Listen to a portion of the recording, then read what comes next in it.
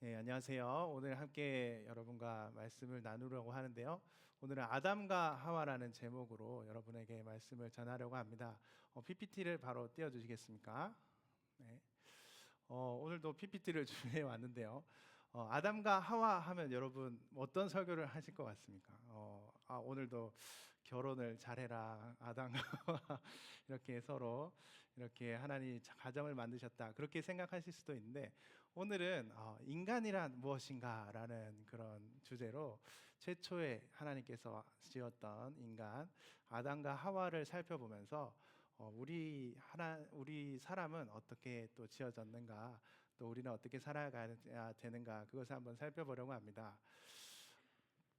네, 한번 여러분 아담과 하와 이야기는 대충 한 번씩은 들어보셨죠? 하나님 만든 최초의 사람이고 최초로 죄를 지었던 원죄를 우리가 가지게 태어나게 했던 그런 존재 아닙니까? 아담과 하와가 선악과를 따먹지 않았다면 지금 우리는 이 세상에서 정말 행복하게 살았을 텐데 아담과 하와가 왜 하필 죄를 지어서 우리 모두가 이렇게 모든 인류가 이렇게 죄 가운데 있게 되었나, 그런 안타까움을 가지고 계시지 않습니까? 그러면 우리도 한번 이런 생각을 해볼 때가 있습니다. 내가 만약 아담과 하와라면 에덴 동산에서 어떻게 했을까? 나는 죄 안 지었을 텐데, 이런 세상이라면 내가 절대 죄를 안 지었을 텐데, 아담과 하와라면 내가 죄를 짓지 않았을 거야 라는 생각을 가지지 않을까 생각합니다. 저도 그런 생각을 해본 적이 있는데요. 어, 아담과 하와가 있었던 세상은 이제 에덴 동산이죠. 모든 동물들이 있고 사자라도 이런 육식을 하지 않고 다른 동물과 사이좋게 잘 지내고 풀을 뜯고 지내면서 모두가 행복하게 죄가 없는 아름다운 세상, 그런 세상을 하나님이 최초로 만드셨습니다. 태초에 그런 세상을 만들었다는 게 그렇게 창세기에 적혀 있죠. 그래서 하나님께서 오늘 읽은 말씀처럼 그 모든 세상을 다 만드시고 이제 제일 마지막으로 사람을 만드셨습니다. 하나님의 형상대로 사람을 창조하셨다. 하나님의 형상, 하나님을 닮아가도록 하나님의 모양대로 이 말씀 전에 우리가 우리의 형상대로 사람을 만들자라고 하면서 남자와 여자를 만드셨다라고 적혀 있습니다. 여기서 우리는 뭐죠? 삼위일체 하나님이라고 할 수 있죠. 성부, 성자, 성령 하나님이 우리를 닮아가도록 또 우리를 대신하여서 이 세상을 다스릴 사람을 만들자라고 해서 하나님께서 사람을 만드시고 그들에게 복을 주시며 이르시되 맨 마지막에 그 세상을 다스리도록 만드셨습니다. 한마디로 이제 이 하나님께서 형상을 따라 우리의 모양대로 사람을 만들고 모든 것을 다스리게 하는 존재로 우리를 만드셨다는 거죠. 하나님께서 사람을 만든 목적은 맨 처음 목적은 이게 맨 처음에 사람을 어떻게 만들었는지에 대한 첫 구절인데요. 하나님이 세상을 다스리는 것 왕이잖아요. 왕이고 리더인데 이 세상을 다스리는 그 하나님과 같이 나를 대신해서 또 나의 뜻을 이어갈 사람을 만들자라고 해서 우리 모든 한 사람 한 사람을 하나님께서 만드신 것입니다. 그래서 인간이란 무엇인가 했을 때 다시 한번 초점을 맞춰보자면 하나님의 대리 통치자라는 거죠. 하나님의 통치자, 이 완전한 통치자가 아니라 내가 통치하는, 내가 혼자 내 나라를 다스리는 게 아니라 하나님의 나라를 대신 이어받아서 위임받아서 그 권위를 위임받아서 대리 통치하는 대리 통치자라는 것입니다. 흔히 고대 근동에서 창세기가 쓰여졌을 당시 대리 통치자의 이미지는 바로 저런 석상이었습니다. 이집트에 보면 각 도시 앞에마다 이집트 파라오의 석상들이 이렇게 막 왕의 석상들이 있었어요. 이것은 이 형상을 가진, 이 모양을 가진 이 존재가 이 나라를 다스린다. 우리는 이 왕의 존재에 따라 이 법을 따라 살아야 된다라는 게 형상이라는 단어의 쓰임 용도고 그런 단어로 저런 형상들을 만들어졌습니다. 이런 존재로 이제 대리 통치자 이미지를 우리가 생각할 수 있는데요. 또 한 가지 생각할 수 있는 건 하나님께서 그런 이미지로 에덴 동산을 맨 처음에 만드시고 그 지으신 사람을 거기 두면서 이제는 돌 석상이 아니라 진짜 살아있는 사람인 하나님의 형상인 사람을 거기에 동산에 두면서 그곳을 다스리게 했다는 거죠. 근데 우리가 대리 통치자라는 것을 아담과 하와는 어떻게 생각했을까요? 이 세상에 하나님은 보이지 않았고, 그 당시 하나님은 눈에 보이지 않았고 이제 음성만 아마 들렸을 텐데 하나님을 제대로 알지 못한 하나님 보이지 않는 세상에서 여기 내 세상이다 마음대로 놀자 하고 이렇게 아담과 하와라면 그렇게 지냈지 않았을까요? 근데 하나님이 너희는 이제 대리 통치자야라는 것을 잊지 않게 하기 위해서 우리 빨간 글자로 된 것처럼 동산 가운데 하나님이 하나의 장치를 두셨어요. 그것이 바로 생명나무와 선악을 알게 하는 나무죠. 정확히 어떤 모습으로 있었는지 알 수는 없지만 이 에덴 동산이 모든 정말 아름다운 동산 가운데 이 세상의 중심은 하나님이다라는 걸 가르쳐주는 장치로 이 생명나무와 선악을 알게 하는 나무를 하나님이 두신 겁니다. 그 중에 생명나무는 마음껏 따먹을 수 있었습니다. 생명나무의 역할은 무엇일까요? 이걸 계속 먹으면 먹을수록 나의 생명이 유지되고 영원한 생명을 살 수 있게 하는 역할을 했습니다. 그 둘째로 선악을 알게 하는 나무는 무엇일까요? 하나님이 그것은 반드시 따먹지 마라, 건들지 마라, 내가 그것을 먹는 날에는 죽으리라 라고 말했을 것처럼 이거 너희가 동산에 있는 모든 것들을 다 건드리더라도 이것 하나는 건들면 안 돼 라고 하나님이 약속을 하신 거죠. 그래서 아담과 하와는 그 선악과를 보면서 계속해서 이 세상은 나만의 세상이 아니라 내가 모든 걸 마음대로 할 수 있는 게 아니라 저 선악과를 보면서 그래 내가 할게, 이 세상은 하나님 거지 내 마음대로 사는 세상이 아니야. 하나님의 뜻대로 저것만은 지키지 않고 내가 지키면서 하나님의 동산을 이렇게 잘 다스리면서 갖고 나가자라고 이렇게 마음을 먹게 하는 장치로 하나님은 선악과 나무를 두셨습니다. 그리고 또 한 가지 대리통치자로서의 위치를 가르쳐 주는 게 흙으로 사람을 지으시고 그 속에 하나님의 생기를 불어넣으셔서 사람이 되었다는 부분입니다. 여러분, 흙이라는 건 어떤 걸 뜻할까요? 단순히 이런 모래, 우리가 죽으면 모래로 돌아가지만 그걸 뜻하는 것도 있지만 우리의 유한함, 어떤 티끌 같은 존재다. 또 우리는 땅에서 나온 하나님이 만드신 피조물이다라는 것과 동시에 하나님께서 거기에 생기를 불어넣으셨다. 생기를 불어넣은 건 우리 사람밖에 없습니다. 다른 동물이나 다른 피조물을 지으면서 생기를 넣었다는 기록은 전혀 없습니다. 그만큼 이제 예술 작품도 어떤 토기장이가 이렇게 마스터피스를 만드는 것, 그 사람이 만드는 동시에 마스터피스가 되는 것처럼 하나님이 우리 사람을 이렇게 터치하셨다. 또 그래서 우리는 하나님으로부터 생명을 부어받았고 하나님이 만드신 작품이다라는 것을 말해주는 것이죠. 그래서 우리는 오로지 하나님 안에 있을 때, 하나님과 접촉이 있을 때, 하나님과 교제할 때만 우리는 하나님 안에서만 거할 수 있다라는, 사람은 그런 존재다라는 것을 창세기 첫 부분에서는 알려줍니다. 그리고 그 두 번째로 우리가 다음으로 살펴볼 것은 혼자가 아닌 동등한 관계 속에서 함께 완성되어져 가는 존재라는 것이죠.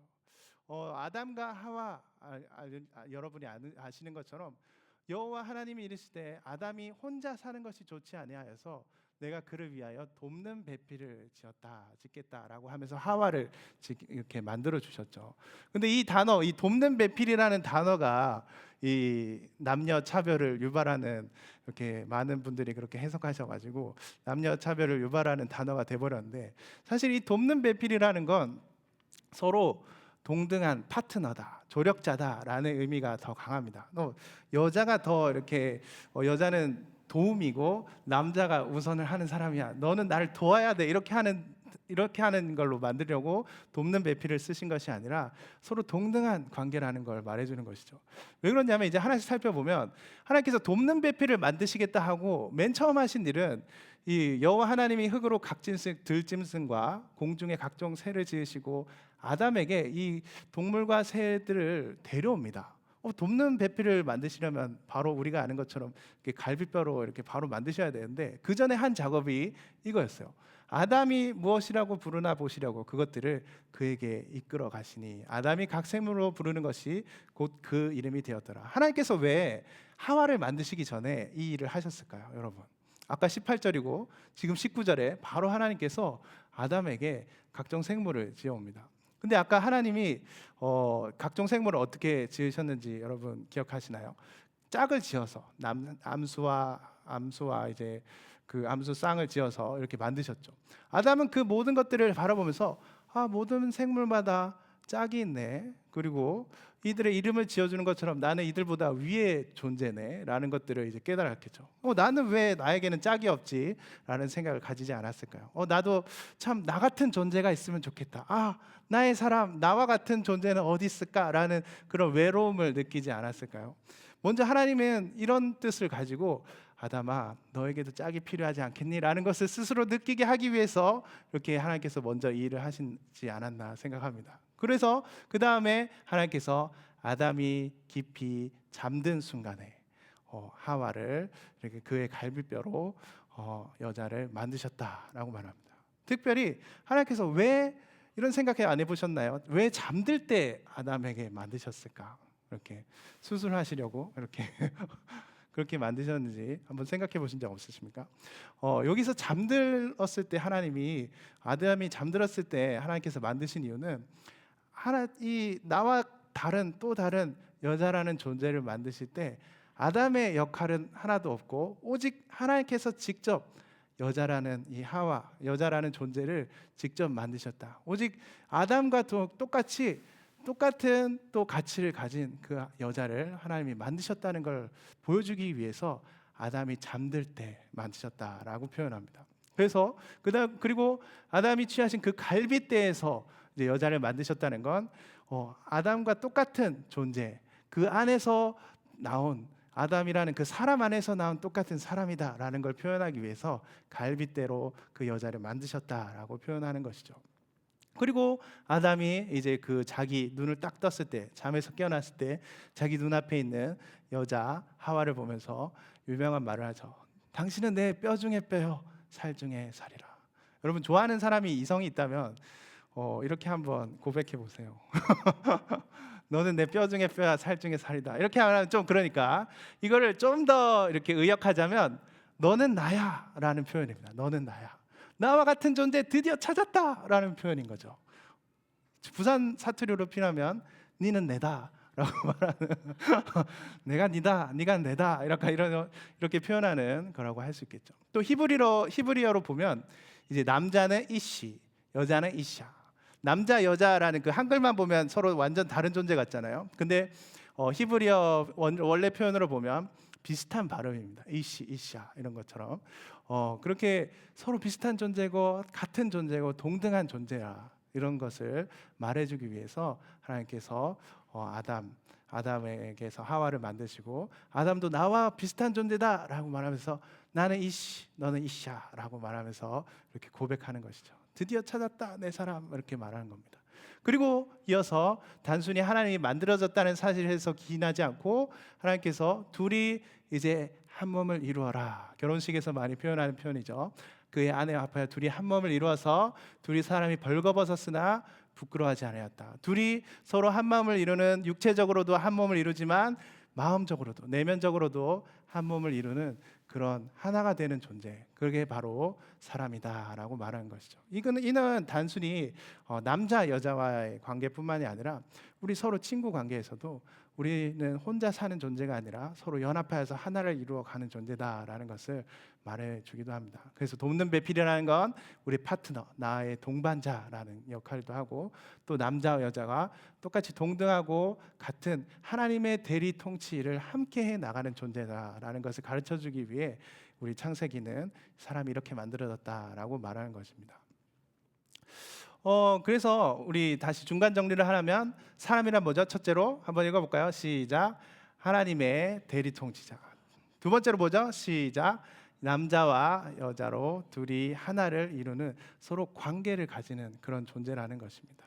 남자 여자뿐만 아니라 서로 간에 남자와 남자끼리도 여자와 여자끼리도 서로 한 몸을 이루고 하나를 이루는 그런 서로 연합하는 존재, 서로 관계를 가지는 관계 속에 있는 같은 하나를 이루는 모두가 나중에는 신약에서는 예수 그리스도 안에서 모두가 하나라고 말하잖아요.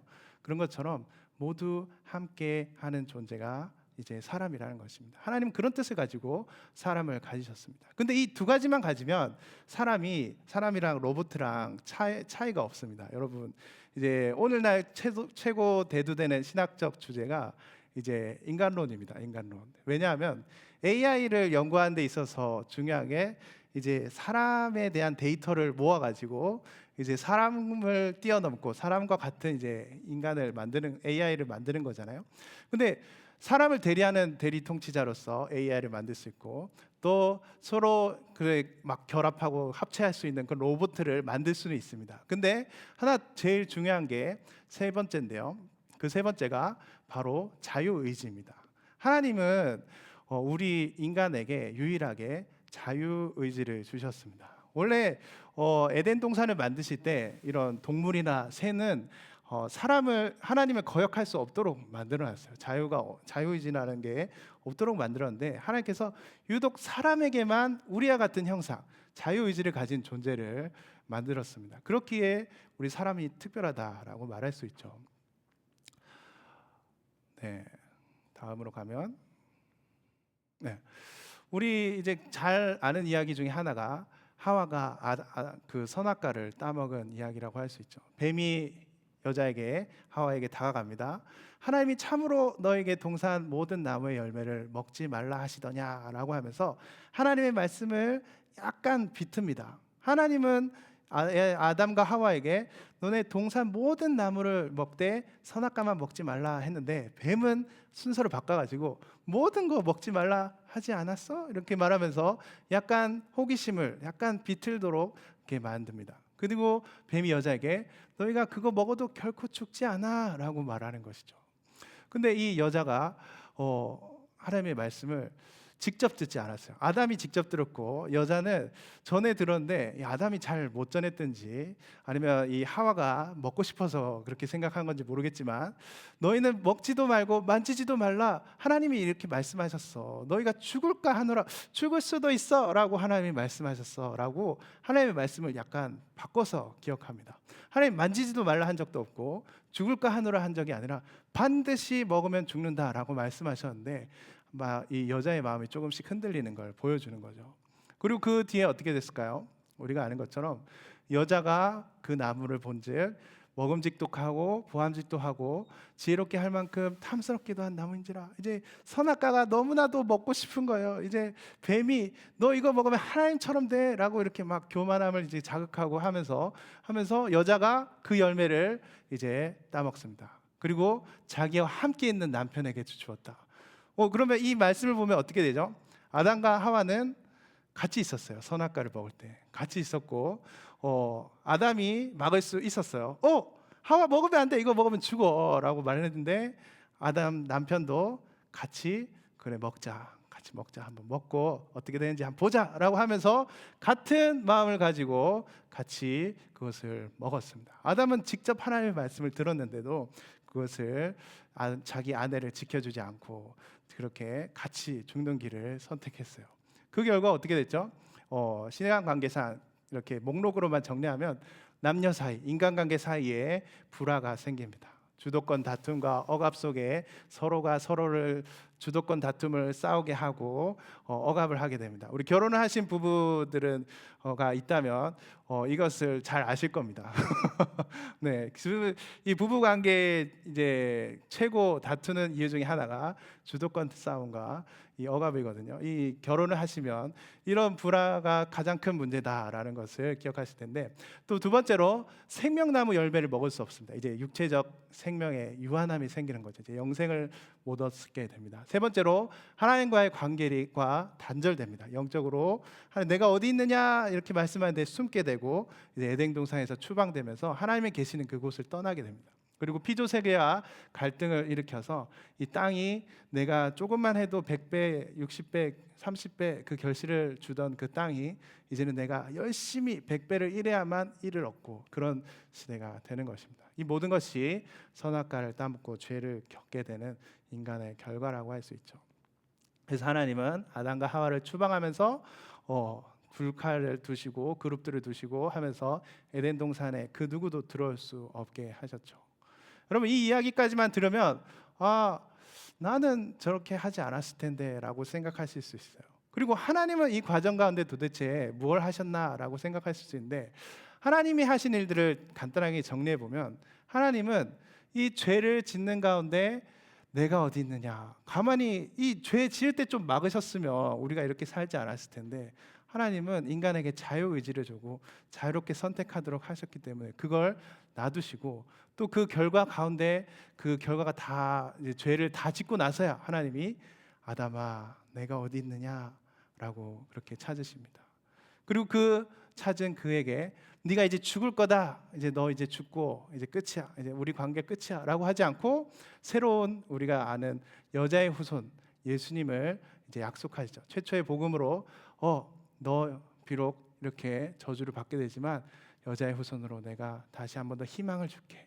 그리고 그 말씀을 따라서 아담이 희망을 가지게 되죠. 세 번째 구절처럼 아담이 그의 아내 이름을 죽음이라고 부르지 않고 하와, 모든 산자의 어머니, 이제 믿음을 가지고 하나님의 말씀에 대한 믿음을 가지고 이제 소망을 가지면서 아내 이름을 그제서야 하와라고 부릅니다. 그 전까지는 아마 여자 이샤라고 불렀겠죠.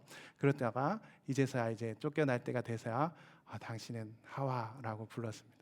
그리고 그 다음에 마지막으로 하나님께서 그의 아담과 하와에게 가죽옷을 지어 입히십니다. 여러분 이 부분이 중요한데요. 이 가죽옷을 지어 입히셨다는 건, 가죽옷이 생기려면 어떻게 해야 되죠? 동물이 하나 죽어야 됩니다. 그 말은 즉슨 나 대신 하나님께서 나를 바로 죽이지 않으시고 아담과 하와를 죽이지 않으시고 그 대신 동물을 죽이고 대신 죽이시고 계속해서 생명을 이어가도록 하셨다. 이제 나중에 가면 뒤로 갈수록 이제 구약 시대에 동물 제사를 드리게 되죠. 그런 것처럼 하나님께서 또 다르게 생명을 유지하게 가실 수 있는 그것을 가르쳐 주시는 부분이 나옵니다. 결국 우리 중요한 건 이제 오늘 말씀의 최고 이제 정리인데요. 첫 번째로 하나님은 우리를 대리통치자로 세우고 싶으셨습니다. 그리고 남자 서로 연합하여 하나를 이루며 서로 연합하는 존재로 사람을 만들고 싶으셨습니다. 그리고 마지막으로 자율성을 왜 주셨냐? 왜 우리가 선악과를 따먹지 않도록 막지 않으셨냐 했을 때 하나님은 이 자율성의 포인트, 이 자유의지의 포인트는 관계에 있습니다. 관계. 이 하나님의 형상으로 지음받은 이 사람의 이 세 번째 포인트의 중요한 것은 자유가 있어야만 진정한 관계가 될 수 있습니다. 여러분, 내가 다른 걸 선택할 수 있는데 이 사람을 선택했기 때문에 그게 진짜 사랑이지 않습니까?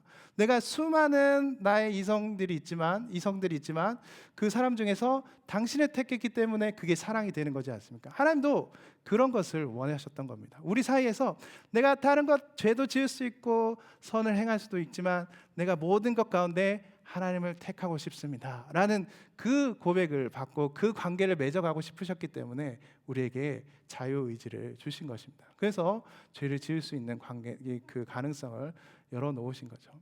여러분, 오늘날에는 이 아담과 하와 이때로 돌아갈 수 없을까요?